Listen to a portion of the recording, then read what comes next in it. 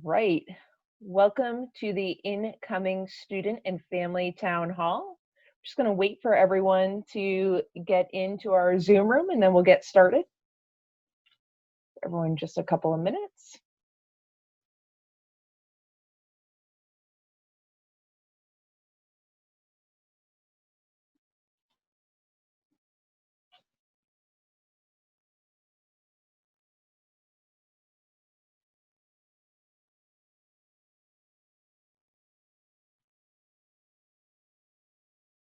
All right, one more minute and then we'll get started. We're gonna start with some introductions. We're gonna have a message from Dean Shepherdson, and then we're going to have each department talk to you all a little bit about what they do generally and then how they're infusing racial justice into their work. And then we're gonna allow some time for a Q&A from you all. So thank you so much for joining us.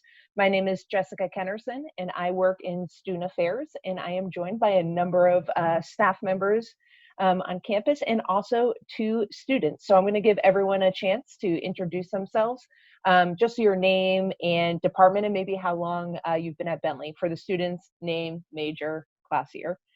So we'll start with BL. Hi everyone, my name is Bobby Lankekic, or BL, and I'm the Director for New Student Programs, and I have been at Bentley for 10 years. All right, Frank, you're up. Good afternoon, everybody. My name is Frank Bourgeois. I am a captain at the University Police Department. I have been at Bentley for 2 years. I'm in my 27th year in law enforcement and my 5th year working with on campus within student affairs. Happy to be here today. Thank you. Awesome. Thanks, Frank. Michael.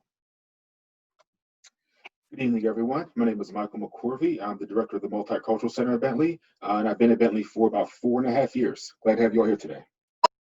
Awesome. Shannon. Hi, everyone. I'm Shannon Bushy. I'm a student here at Bentley. I'm a marketing major, and my graduating class is 2022. Peter. Hi, my name is Peter Faulkner. I'm the director of the Counseling Center, and I have been at Bentley for 10 years. All right. Nicole. Hi, everybody. Thank you for coming today. My name is Nicole Shabbat-Weefrich. I'm the Director of Student Programs and Engagement here on campus, and I've been at Bentley for 9 years. Kat. Hi, everybody. My name is Catherine Keys, but everyone calls me Kat. I'm the Director of Housing and Residential Services here at Bentley. I'm starting year 10, and to the new students and parents, congrats on your acceptance to Bentley. Really excited to be with you this evening. And Artis. Hello, everybody. My name is Artis Street. I am a senior here at the great school of Bentley University. I'm a management major with a concentration in leadership. Good luck following that, Andrew. Dean Shepherdson. It's always tough to follow artists, but I'll try. My name is Andrew Shepherdson. I am the Vice President for Student Affairs and the Dean of Students, and I have been here longer than Shannon and Artis have been alive, but 27 years at Bentley University. Awesome. So, Andrew, would you mind just kicking us off with a message Sure. to incoming students and their families? Great. So, and again, thank you for being here and joining us this evening. Thrilled to have you here, and we cannot wait to welcome you to campus, whether that campus for you is a virtual campus or is a physical campus here in Waltham. We're really excited for you to be a part of it. We've learned a lot this summer. We have been spending time learning, listening, reflecting, and even though we have done a lot as a division over the years and worked hard on investing resources in our staff development around equity and inclusion, staff training, and also our student programming, the current landscape and events make it clear that we have more that we need to do. And so we're going to meet this moment and increase our time and energy and education and money to dismantle broken systems and rebuild them with racial equity at the forefront. And looking forward to having that conversation with you today and sharing with you some of those ideas. This summer, we've been spending a lot of emphasis on staff training virtually for the staff that has been engaged via Zoom and other technology, and looking at how do we better support Black students and all racially marginalized students through the educational resources that we have, like articles and videos and books. We've done a workshop on anti-racism advocacy. We did a session on the history and evolution of anti-Black racism in America. We're incorporating a variety of educational opportunities into our weekly divisional meetings. We focus on that every other week to continue and make sure that it's staying right at the forefront of what we're talking about throughout the summer. There's a lot going on this summer, but this is something we want to make sure remains at the forefront and remains a part of our conversation. So we're committed to partnering with students throughout the process, and we held a racial justice forum for student leaders in early June to talk about this, and we're continuing to have these dialogues, and I've always thought, I believe very strongly that Bentley students will lead the way, and they will help us through understanding what it is that we need to do as a university, as a division, as individual staff members. So we're really committed to that. Every department within the Division of Student Affairs is focused and been asked to create racially justice action plans.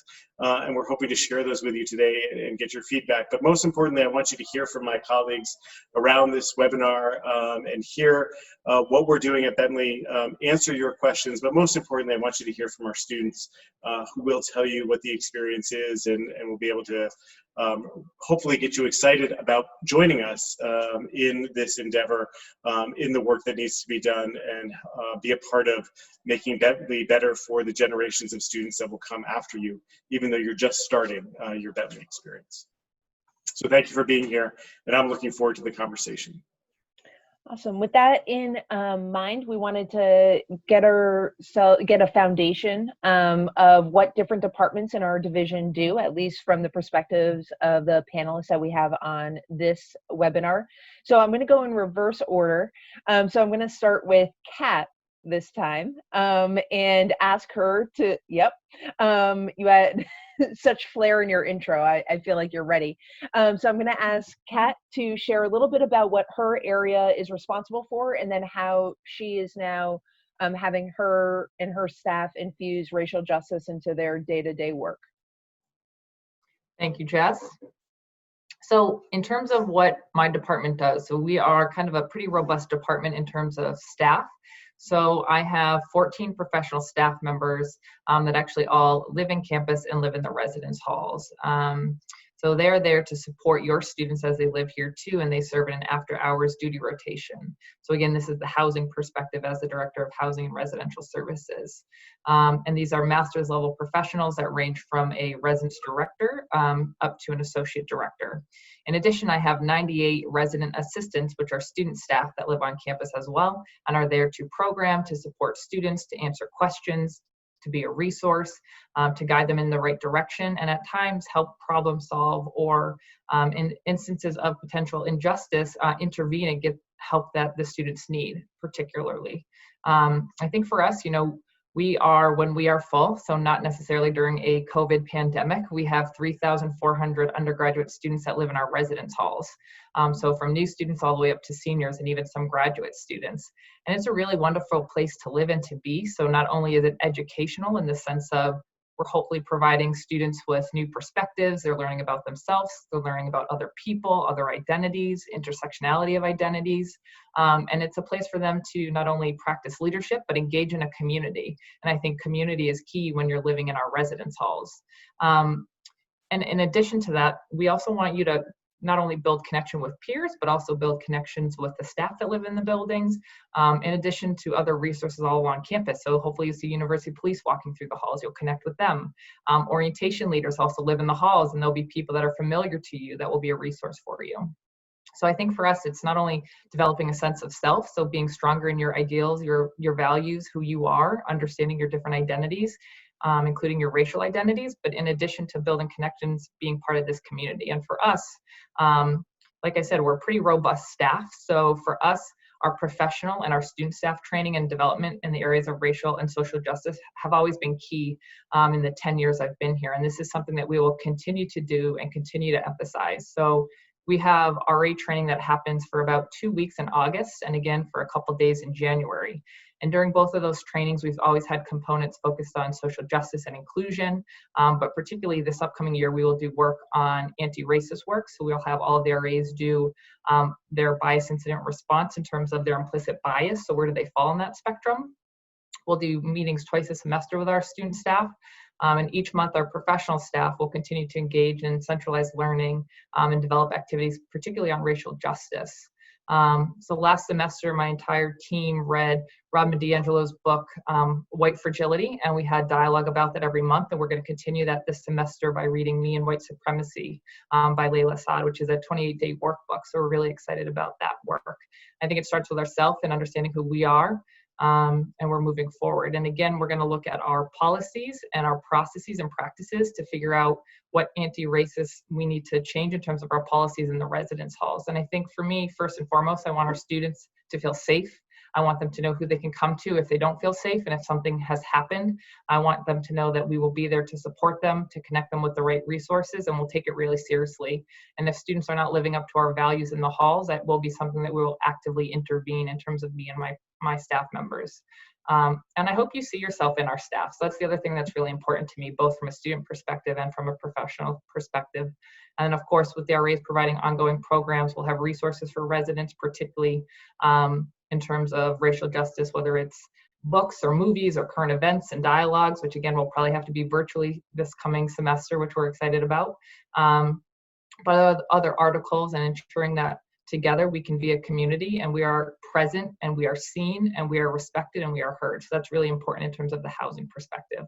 So I will stop there, but thank you. And I'm looking forward to having more dialogue with you all soon.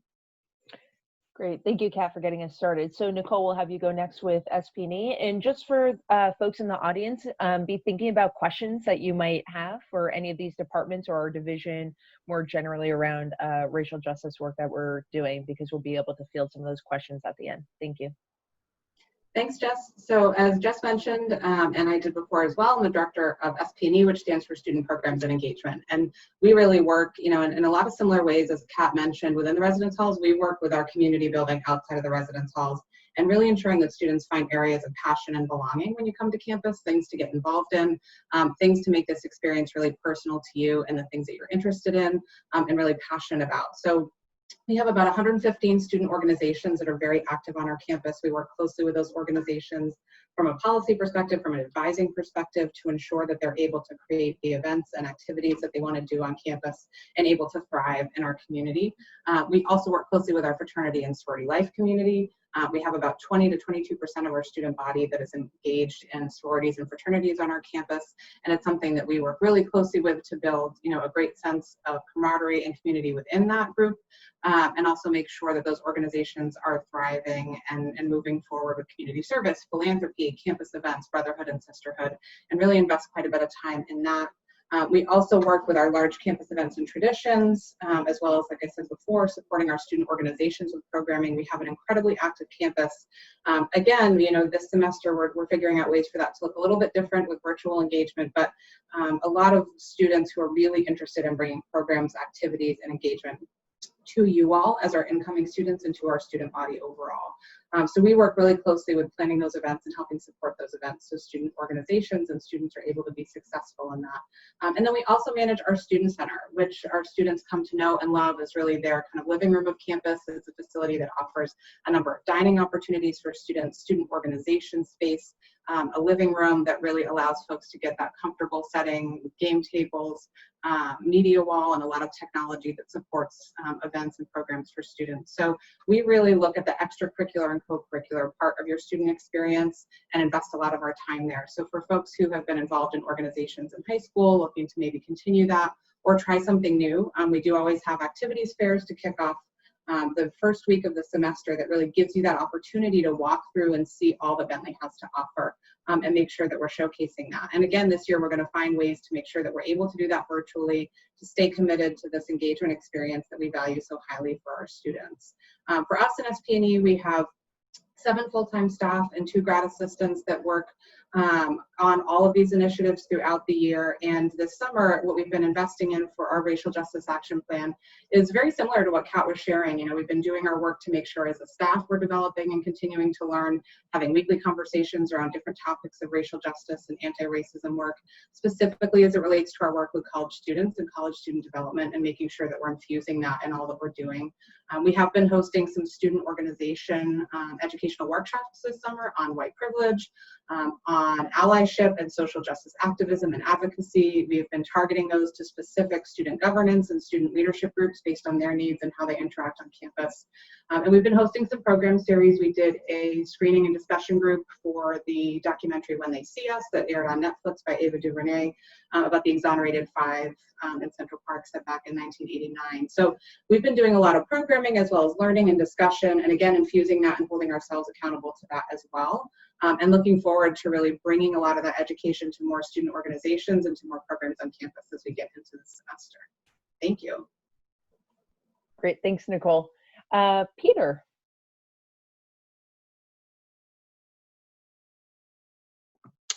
Hi, again, I'm Peter Forkner. I'm the director of the Counseling Center, which is one office that is a part of three offices: the Health Center, the Counseling Center, and Wellness and Health Promotion, where our three offices combined are sort of responsible for your physical health needs, your mental health needs, and Wellness and Health Promotion will take care of sort of public health initiatives and do health promotion work.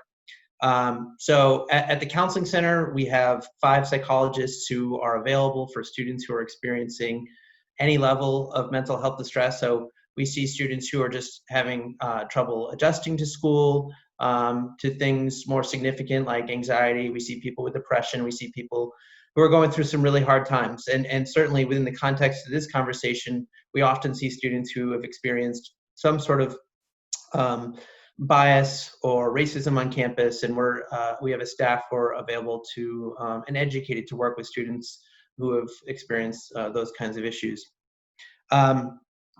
So I would say that primarily in terms of the way we've been trying to engage in work with regards to racial justice, we have, first of all, renewed our commitment to hiring with an inclusive lens and increasing racial representation of our staff. Right now, we have our staff is sort of, there's no other way to put it, we're not very racially diverse, but we have made a very strong commitment to working with students, to educating ourselves with regards to multicultural competence, to ensure that students who do come in who are experiencing any sort of racial issues would feel comfortable working with our staff. However, that's not good enough, and that's something certainly that students have pointed out. And so we've, as a part of this work of examining our processes and our policies, we have begun to sort of revise our process for hiring. Right now, we have an open position in which we are going to be really trying to focus the position and rewrite the position in a way that's going to make it more palatable or more attractive for someone who would bring more racial representation to our office. This is something that we're going to be doing with every sort of position going forward. We're going to make sure that we, as another part of our initiative, we're committing to continued education and multicultural competence with an emphasis on working with racially diverse populations. So as I mentioned earlier, yes, we are going to be working with students. We've done a lot of work with regards to sort of making sure that our staff are educated in working with diverse populations. However, we're going to sort of renew this effort and make real standards for everyone. So going forward, in terms of licensure, 25% of continuing education credits must be completed engaging in multicultural competence work. But for the next 2 years, we're really going to focus on working with diverse racial populations. Secondly, we're also going to be doing specific training with each of our staff on working with students who've experienced racial trauma. And so I know that that's something that students have called for, and certainly something that we want to make sure that even if we are not as representative racially as we would like to be and as we should be, I want students to know that this is a place that you can come and feel comforted, feel validated, feel understood with regards to what you've experienced on campus, and that we would help you in any way if you're experiencing any problems in that respect. Finally, the final sort of area in which we're hoping to focus our racial justice training would be with regards to gathering data. So right now we do a pretty good job with assessing students who come into our office and making sure that they're being treated fair and equitably. One of the questions that we ask is about do they feel that they were treated well given their identities and the identities of the mental health provider. And so far that's been very helpful in terms of getting feedback for particular staff members. However, it's not good enough. We're going to sort of expand our assessment of students who've gone through our counseling center to make sure that understand their experience and what we could do to be doing better. And then also, we feel it's really important to understand those students who aren't accessing our services. So there's certainly, it would not surprise me if there are students who are looking at our office demographically and are saying that might be a place where I don't feel comfortable sharing my experiences. And so what we're going to be doing is redouble our efforts to actually do focus groups with students who from different communities on campus to make sure that we're getting a sense of why or why not they're accessing our services, or things that we might be doing unintentionally that would impact their decision to come into our office or feeling safe or whatnot. So that's what we're doing at the Counseling Center. Great, thank you, Peter. Frank? Thank you. Your university police department is made up of approximately 21 sworn officers, 5 security officers, and 5 dispatchers. Very proud to say we recently added a comfort dog who's going to be sworn in a couple of weeks here at the university, and it's been a big hit with all of our students. And we're a full service, full-time, fully accredited law enforcement agency. We just were recently reaccredited last year, a process that happens every 3 years. Most of our policies, all of our policies, have to be in accordance with those accreditations, and they are. To that note, we have made, we've done a lot of introspection this summer and looked at our program and to see how we can further improve, like my colleagues on the screen have. And we picked up on a bunch of different areas where we can make some changes. And staying on the policy portion of it, we went back, and the first 4 policies we looked at had to do with ethics, had to do with bias-based policing, had to do with use of force, and had to do with professional standards. We have completed 2 of them. We're just waiting on some final language from the state as part of the reform bill to finish up some of the language on the other 2, specifically the use of force, and we'd be happy to share those with the community. In addition to those changes, one of the other things that was important to us prior to the return of students is for us to bring in some training from the outside that had to do with bias-based policing and de-escalation.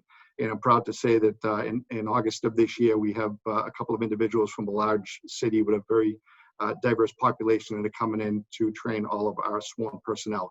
And that's something that's going to happen annually as well. We're also looking to identify a liaison to the Multicultural Center. And Michael McCorvey and I spoke about this just this week.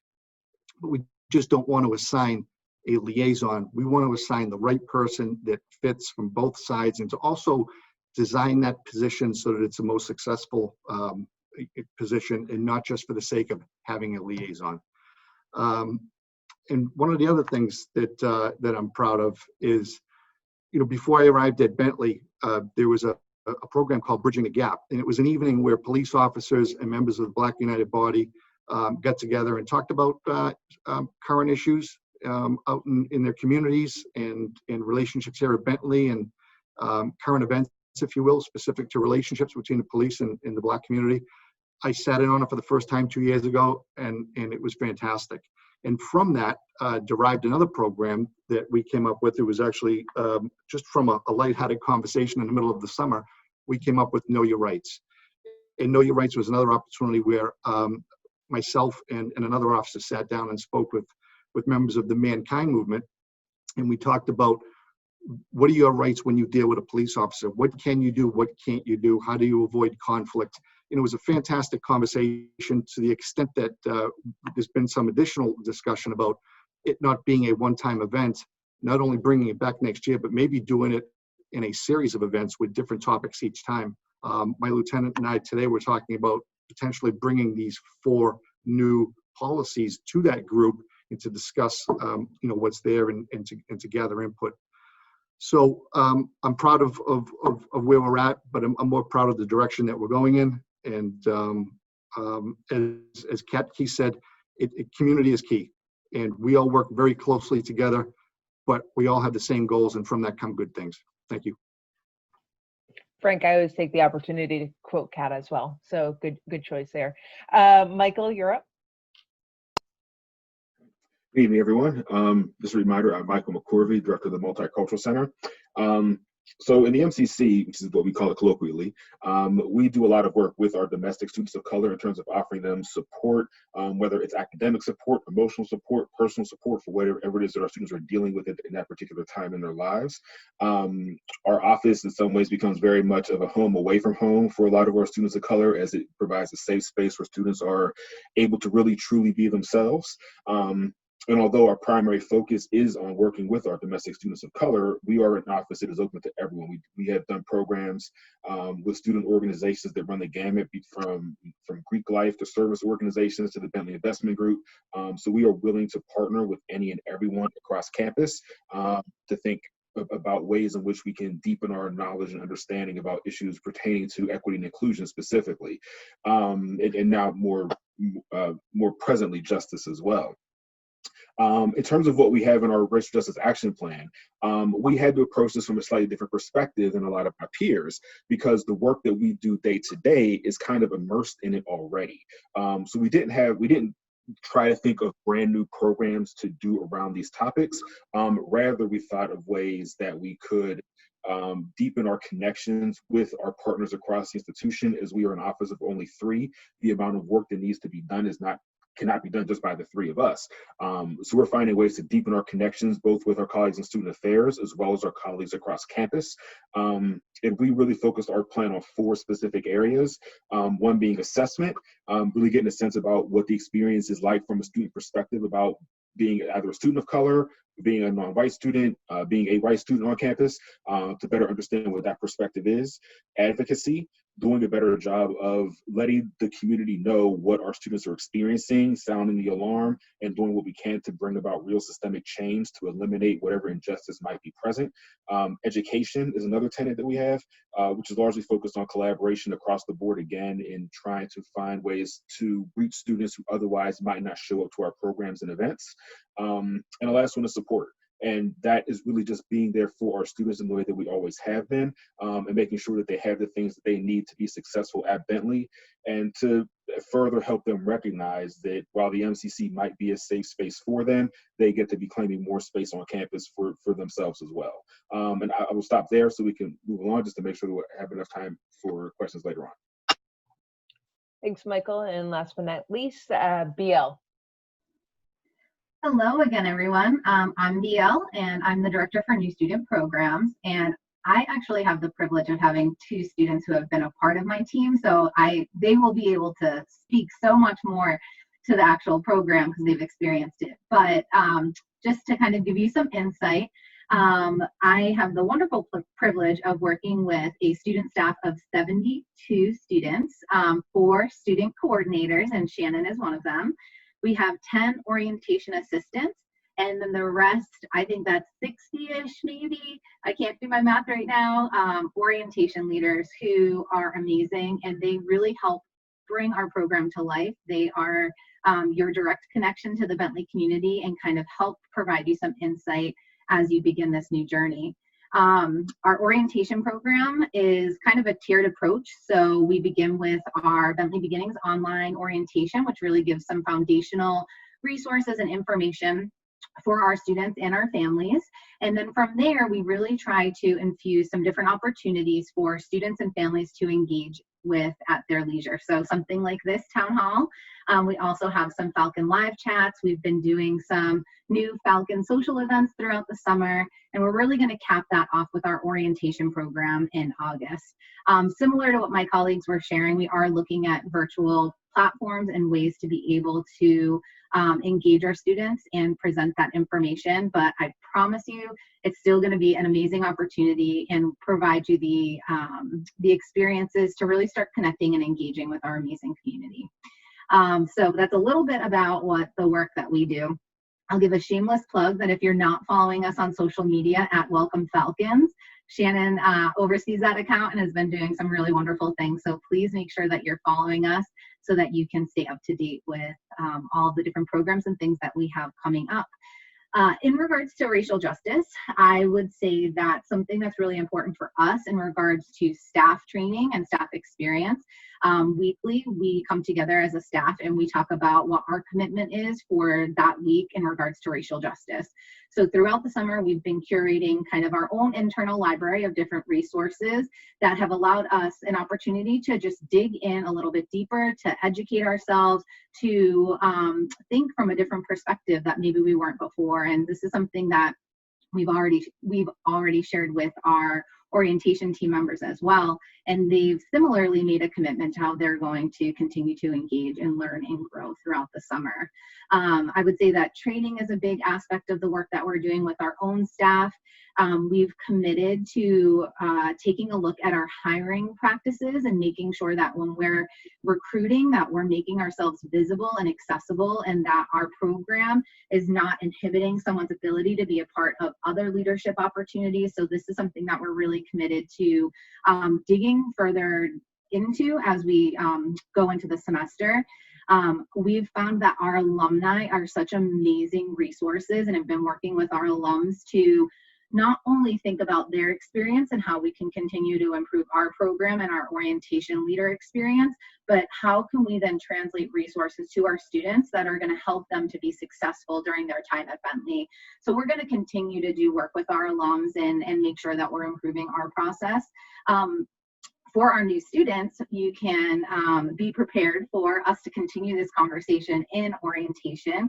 We want to utilize that time to really help provide a framework and kind of a foundation for how do you start to engage in some of these dialogues? How do you start to learn a little bit more, or how do you share your experience? And so I think for us, we'll be doing some of the foundational pieces, some of the groundwork that will then continue to grow and expand as you engage in some of our other offices and programs and opportunities. But we're always interested and excited to kind of learn where our students are from. So you'll also hear us talk about kind of this storytelling framework that we use, because for us, being able to not only think about the fact that you're a Bentley student, but what else? What are you bringing to our community? Who are you? How do you enrich our community and share your story?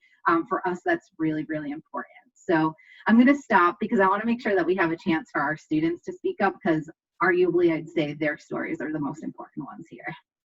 Well, no argument there, BL, from me. So why don't we have a handful of questions that have come in. And of course, one of the questions is directed at the students on the panel, saying, what has your experience with racial justice been during your time on campus or off campus at Bentley? So Shannon, why don't you start us off talking a little bit about your experience with racial justice on campus, and then Artis, you're up next. Okay, so I guess I would start by saying my experience with racial justice has really taken flight within the past few months. I think before a lot of these changes were starting to be made at our institution, a lot of my experience was with diversity and inclusion efforts, whether this be going to different clubs, organizations, and events and stuff like that. And a lot of my training for both my job and through the women's leadership program that I'm involved with was more diversity and inclusion related. So this was not just for racial justice. This was also in regards to the LGBTQ plus community, different ethnic minorities and as well as like social economic classes. So that's where a lot of my initial experience came in my first 2 years at Bentley. I would say that I was definitely involved with a lot of different events, just like so many friends you'll find at Bentley will be like, oh, come join this activity for my org that we're throwing tonight. And that's probably like one of my favorite things to do, is just go and see different events that different orgs are putting on, because so much work is put into it. I'm sure artists can speak to that as well. But as far as racial justice goes, I think that this is something that has definitely been obviously more of a focus for every department on campus in our institution. And my team specifically, I can speak to the work that we've done as an orientation group, looking to incorporate, sorry, my notifications are looking to incorporate racial justice into both our training and our training for our new students to set the foundation for our students coming in, many of them being white students like myself, who really need to have a foundation of inclusion when they get to campus and know that this is a community that is going to have a focus on racial justice, as it absolutely should. And to speak more with that too, I've recently gotten involved in an FSL group through my sorority. So Greek life is one of the things that I'm involved in. And with new racial justice plans coming out, there's been a committee that's for all different chapters of Greek life, whether you're in a sorority or fraternity. And this has been something that I've recently gotten involved in, because I think I was actually hesitant to join Greek life as a freshman, because I didn't feel that it was the most inclusive community for a lot of different groups. So recently been allowing to get the opportunity to be involved in something that could create some positive change within Greek life has been really great. I found that Greek life as a whole at Bentley was not your stereotypical Greek life, and I think a lot of people can speak to that, but being involved in something that is racially justice focused and tied with Greek life is really important to me, because I think that there's a lot of work that needs to be done. So that's my own personal experience with racial justice most recently, and diversity and inclusion in the past. Man, Shannon, that was like unbelievable. Wow. Oh, artist. She's like, whoa, that was all wow. Yeah, um, I would say that my work with racial justice on the school is, I would describe it as being just boots on the ground. One of the main aspects of college that I think college is about for all students is personal growth and finding out what your own identity is, finding out how your identity relates to the rest of the world. And college is just a microcosm of what that is. It's you trying to build your own self and grow your own self, so that when you go out into the world, you'll be able to survive and be confident in yourself and be confident in the impact that you're going to make in this world, right? So how I've kind of taken that impact and taken that mentality with college is just trying to educate as many people as I possibly can. Because, not gonna lie, 2016, which was my freshman year when Donald Trump was elected, there weren't a lot of racial justice things going on this campus. There weren't a lot of initiatives. There weren't a lot of events or panels or anything that students could just go to. So the only thing that I could do as a student was to plan those events with Mankind Movement and with I'm a part of Crew, which is our Christian organization. But the main thing that I could do is just have those conversations with the people that I knew, have those conversations with my friends, with my friends' friends. Whenever I would go to a frat party, like making sure that was a point of conversation. I feel like that was mostly my impact on this campus, because one of the things that I really learned is that, especially with a lot of students, primarily students not of color on this campus, is that they're not exposed to, they're not educated on racial injustice, and they're not exposed to the history of trauma that's happened in this country. So it's just a matter of being able to educate students, educate faculty, and educate everyone on what has been going on in this country for the last 400 years. And I would say that my role in that has just been to educate people. I mean, I like to tell people that I'm not really focused on giving people information. I'm not really focused on giving people stats and numbers. I'm really just focused on changing hearts and making sure that that after a conversation with me, after a quote unquote lesson, if you want to call it that, that their minds and their hearts are changed and not just being fed things. So that's really been my impact in this whole racial justice issue on campus over the last 4 years. Thank you, Artis, and thank you for having those hard conversations throughout your time at Bentley. So the next question that came in was really about the Black at Bentley posts on social media, and I was hoping that Kat, you could address this a little bit. The general question is, what is Bentley's response to Black at Bentley? Sure. First of all, I would say for me personally, it is something that I pay a lot of attention to. So I've read all the posts on the Black at Bentley Instagram page, and in full transparency, Living at Bentley, which is our Instagram handle for the residential center, has been tagged in a couple posts in terms of racist incidents that has happened on our campus. And for us, I think as administrators and members of the Bentley community, it pains us to read these stories. But at the same time, we're grateful and empowered that these individuals are really standing up and using their voices. So I don't think we get to look away. We need to read these stories. We need to do better. And our alumni and our students are holding us accountable. And for that, I am really grateful. And I'm proud of our students for doing this. So I think we do have racist acts that happen on our campus. And as administrators and students also on this, as community members, we have to fight harder for our Black students, for our brown students, and for our students of color. So I think it's a tool to push us forward. And again, while it definitely is painful to read and sad, I think it is empowering, and it's kind of holding us accountable to move forward in the right direction. Awesome, thanks, Kat. And I think that segues into the next question that's come up is, if something happens on campus, what are the reporting mechanisms that are in place if someone wants to tell a staff member or the university that there's been racial injustice? So I'm going to go to Frank from UP to lead us in this one. Yeah, that's a good question. I think it's critically important that we have a number of different avenues for reporting and not just one. And I'm also proud to say that we do have a number of different avenues here at Bentley. First and foremost, you can come to the University Police Department and file a formal complaint anytime you'd like. We also, on our website, if you want to do it with some anonymity, there's a process in place for that as well. We have a Title IX program. Should it be fall within those guidelines, gets a little bit shady there. It's more of gender-based than it is race-based, but it's also, they would convey it to the proper personnel to look into it if it didn't fit those criteria. And most importantly, we have a program called BERT, and it's a Biased Incident Response Team.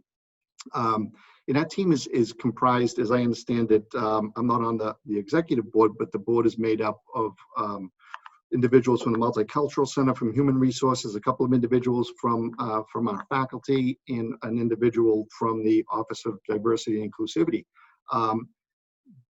BERT complaints are a way, or using BERT is a resource for students if they want to express being victims of a bias incident. And there are a number of ways that BERT can handle matters. They will resource it out depending on how the victim wants to take care of the matter, if they want it formally looked into or not. But most importantly, they can deal with it in the sense that they could bring people together and kind of educate, talk through it, and work it out. So whether it be anywhere from a small group to work out a bias-related incident, all the way up to a formal complaint with criminal charges, there are multiple different resources to achieve all of those.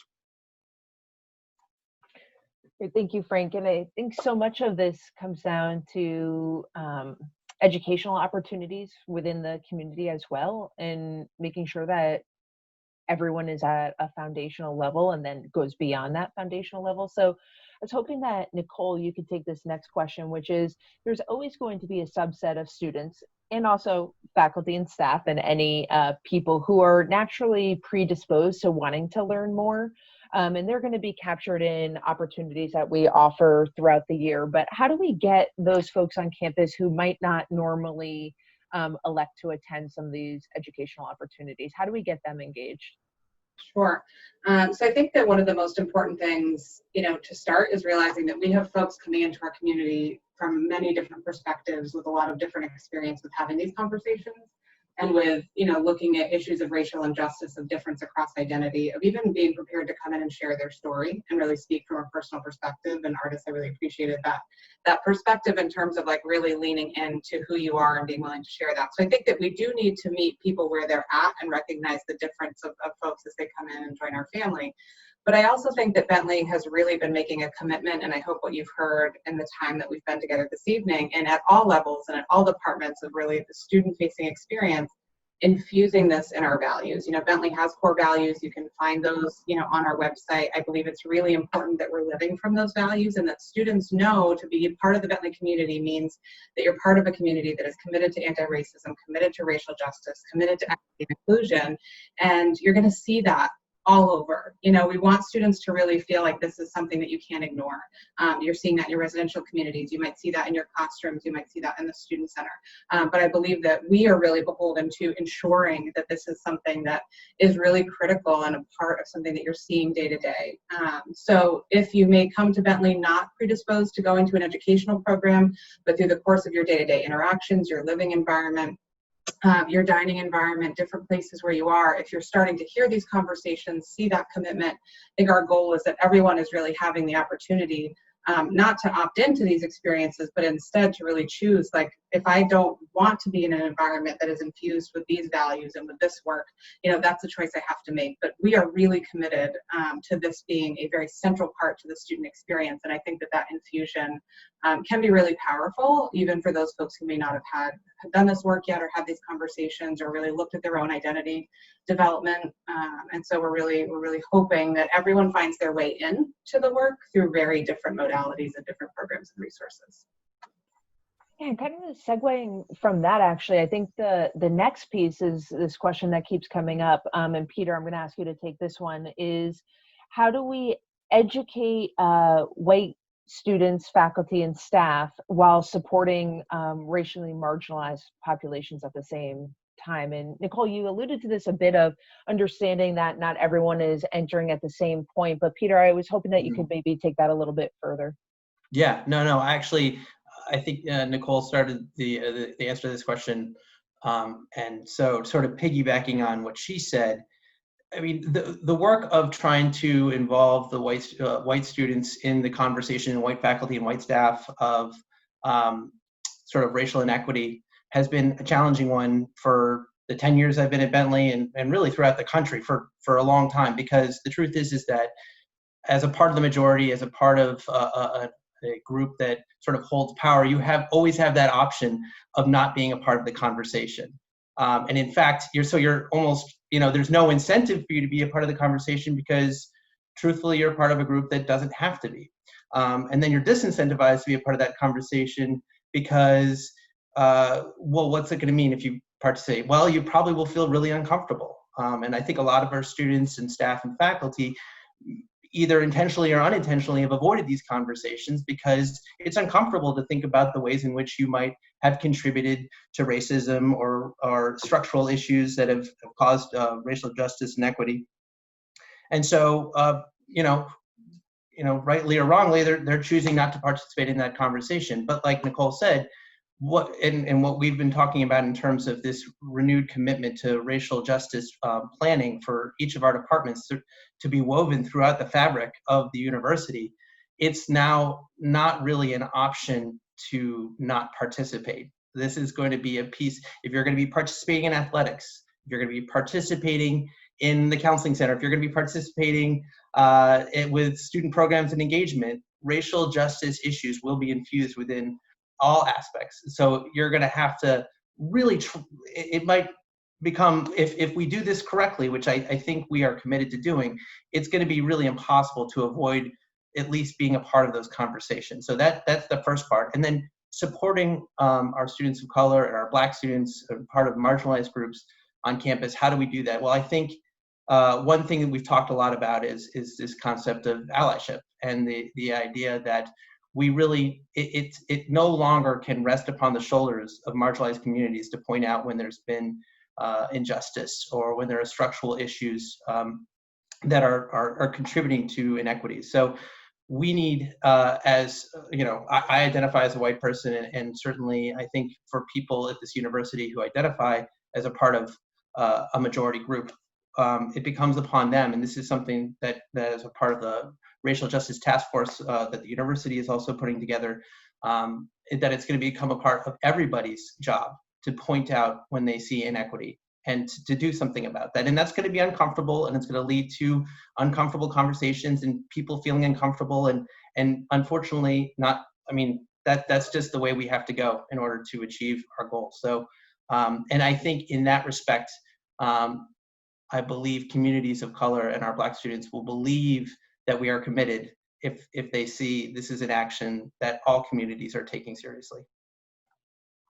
Great, thanks, Peter, for adding on to that. And the final question that I see right now is pretty simple in terms of, it's a short question, but very complex in terms of its answer. But what can I do right now? We're hearing more and more about racial justice, and in terms of being an incoming student to Bentley and the Bentley community and leading with our values is, how can I start this work before even stepping foot on campus? I mean, you're here, so that's a great first step, but what's step two? So Nicole, I was hoping that I could go back to you for this one. Sure. So I can speak specifically to SPNE's Racial Justice Action Plan, which is on our blog, which is www.bentleyspeak.com. And this is a place where we have published a number of resources, both for our Black students, for our aspiring allies, and other students of color, as well as some educational opportunities that we're offering. And right now we do have up a recorded Identity 101 webinar that students can certainly access, family members could access, as really a starting point to the conversation and education around your own identity, as well as some of these issues we've been speaking about today. And that is going to be updated monthly. So the Social Justice Action Plan on that site will be updated once a month with new resources, as well as new programs and initiatives that we'll be doing through the summer, but then also throughout the academic year as well. I'll also draw your attention on Bentley Speak. We have a list of all our student organizations. So if you're thinking about how do you want to get involved and what groups do you want to be doing this work and having these conversations on campus, you can certainly check out our list of student organizations and start to get a sense of what your co-curricular and extracurricular experience at Bentley might look like. And then finally, I'll just draw your attention to an initiative that's been started by a number of our student leaders called Bentley Stands. And this is a social media account. You can follow it on Instagram, but this is really students coming together to make a statement on what they envision Bentley of the future to be as it relates to these issues of anti-racism, racial justice, and individual students making a commitment to what they stand for or stand against. And I found it to just be really inspirational, a really exciting place to see the fabric of the Bentley community and what each individual student adds to that. So really encourage you all to check that out. And again, you can look at bentleyspeak.com, and then any of these other departmental racial justice action plans will be published on August 1st. So you can certainly look at those for other resources too. All right, so we're coming up right at time, which I always appreciate getting people out right on time. But I know that y'all didn't tune in to hear me speak. So for some last words, I'm going to go back to Artis and Shannon to kind of close us out from the student perspective. So Artis, I'll have you go first this time, and then Shannon, you can be the closer. Yeah, honestly, what I can say is this is going to be a long fight. It's not something it's not going to be solved like this. There are so many structural issues that Bentley can't control, but we're still a part of, and we're still affected by it. Like as it pertains to politics and economics and culture, like there are so many aspects of this racial issue in America that need to be handled and need to be tackled. And just keep up the hope, because if we just look at it as this is an issue and this is a problem with the world, then all we're gonna just see is despair and depression and pain and people getting hurt.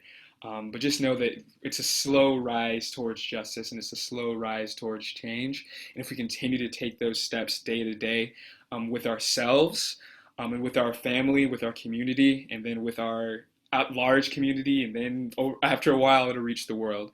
So just continue to take those small steps and keep up the hope. Artis, you're always so articulate. I love it. I guess what I would say is that You're about to join a community that is full of incredible people, incredible student leaders, and incredible staff. And within that, we're a community that's very passionate about making change. And I think that we're on the right path to doing so.